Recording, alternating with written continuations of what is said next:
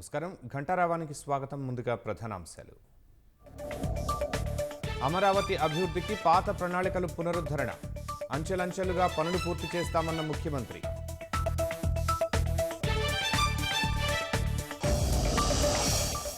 Jagan పాలనతో branding పోయిందన్న Chandrababu, భవిష్యత్పై భరోసా కోరుతున్నారని వ్యాఖ్య.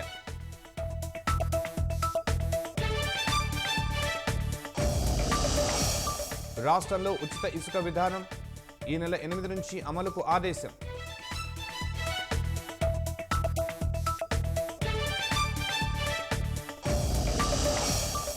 జగన్ అక్రమ ఆస్తుల కేసులో కీలక పరిణామం, రోజువారీ విచారణ జరపాలన్న తెలంగాణ హైకోర్టు.